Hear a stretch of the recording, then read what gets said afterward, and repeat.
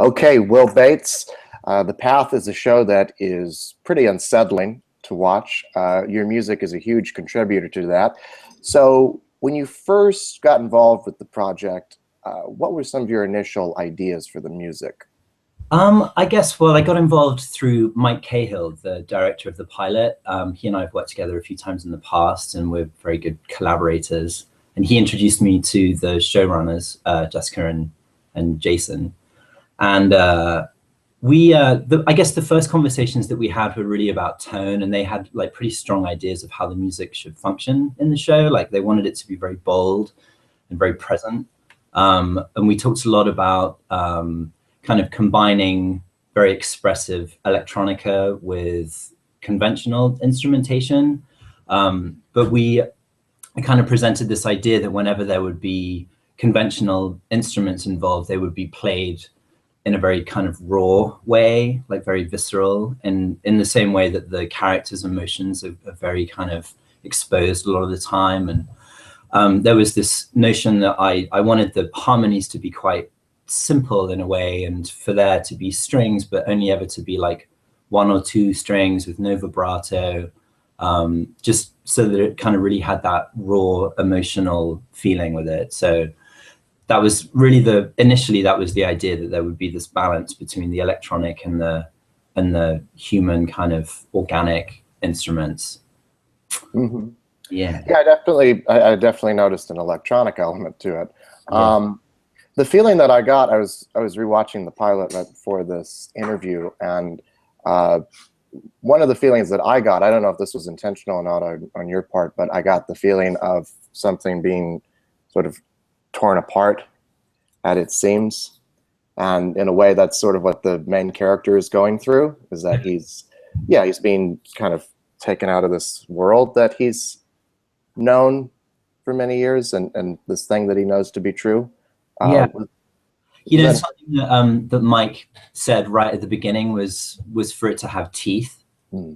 That was, which for some reason just like totally made sense to me immediately. And like the day before he was shooting that opening scene, he had quite a clear idea in his mind of how he wanted to shoot it. And he actually like, he does this quite a lot when we collaborate. He'll like kind of hum something down the phone, or like get quite specific about like a kind of a rhythm or an idea. And he wanted something to be sort of listening to while he was shooting. It was kind of quite an unusual situation for me to be in, to be like involved that early. And we had this idea that it would be this sort of like throbbing kind of like brooding sort of darkness that then kind of explodes into this sort of like, you know, when they arrive, there's this sort of enlightened feeling.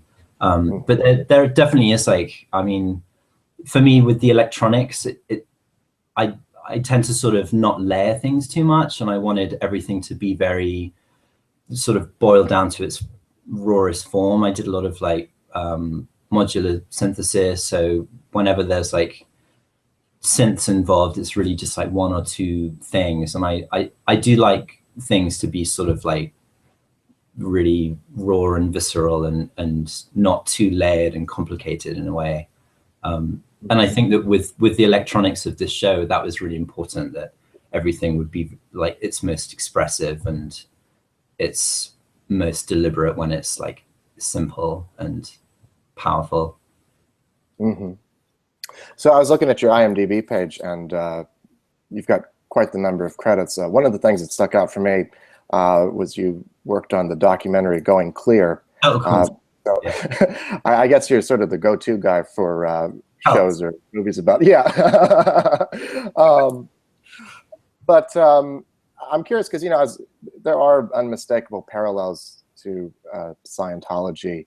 I guess I'm just sort of wondering if there was any kind of research on your part into that world before you started writing the music for it, or if it was something that just kind of appealed to you in a way.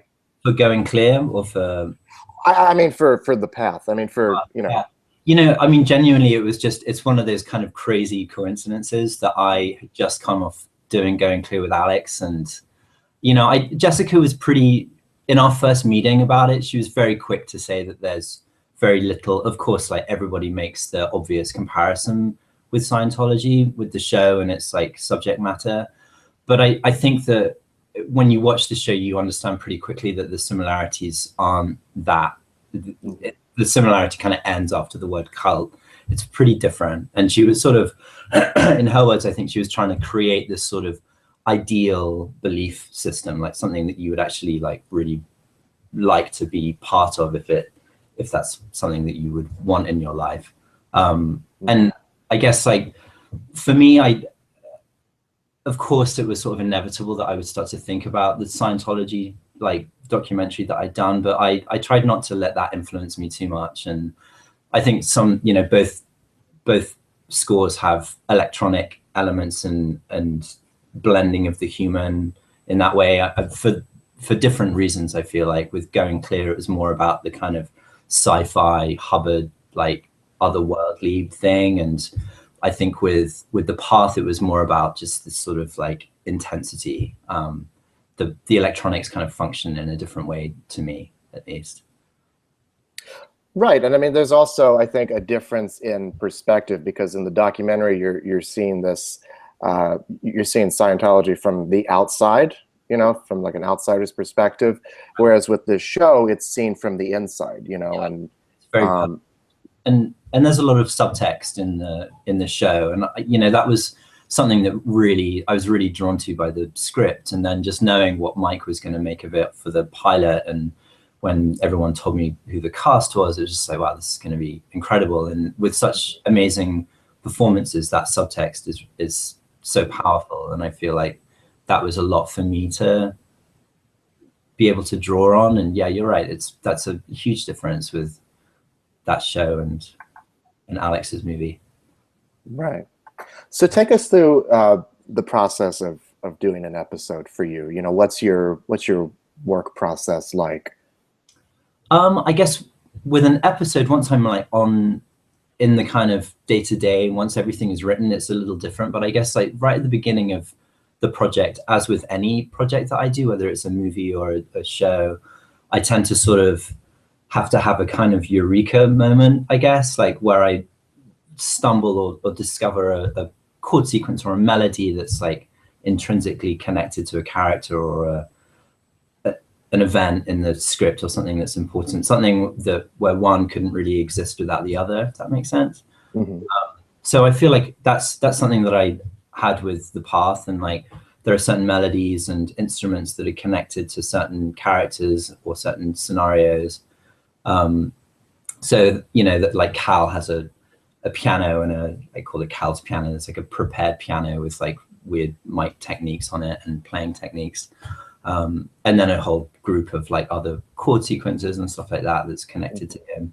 So then when it comes to sort of putting the music together for each show, once I've gone through that process of writing individual elements for different characters, it's sort of all part of the quiver that I can kind of pick from and then adapt for different storylines and whatnot. The characters go through such change in this show that was a part of the fun and part of the challenge of it, was to really sort of figure out how all these elements kind of evolve and change. And there's a lot of crazy stuff that happens in the show. So, yeah. Right, yeah. Talk a bit about your background and what kind of got you into composing. My background's kind of all over the place. I've always wanted to be a film composer, but I've always done all sorts of other stuff along the line. I actually started out as a jazz musician, as a saxophone player, until I was about 19. And then I discovered techno, started releasing records in London, doing that. Then I moved to the States and was the lead singer of an indie band for a while. We toured a bit. We dodged success like ninjas. And then all that time was like scoring shorts or bits and pieces, and always wanted to kind of get into that world. And in a way, like having this kind of quite diverse background was really helpful for me when I got more into scoring movies. And I feel like you have to have a bit of a knowledge of everything, and the jazz and the techno and the indie stuff all helped. I also went to music college and like got a degree in commercial music writing and orchestration and whatnot. So Well, yeah, all those things seem to have influenced your work in a way. I mean, you know, uh, it's sort of like listening to the score for The Path. It seems like all these different elements have come into play for the music. I mean, Yeah, they really kind of do. Yeah, there's a bit of bass clarinet in that score, which is betraying my past slightly, and then obviously all the electronica, the orchestration. Yeah, it was a great. It's kind of been a great project for me to use all these other tools that I have. so what can we expect coming up? I think we're about 5 episodes into the show now. You know, any great music things coming up that we can look forward to? Yeah, I mean, I just carried on having an amazing time with the show. You know, it got to the point where I actually stopped reading the scripts about halfway through. I just wanted to go to the spot and find out what's going to happen next. You know, it's one of those shows where you just really, you have no idea where it's going to turn. So that was really exciting. And the music, you know, definitely has that perspective as well. There's a few surprises in there for sure. Well, I'm looking forward to it. Thank you so much for your time, and congratulations on your work or Thank project. you for having me. Cheers. You're welcome. Have a great day. You too. Ta-da.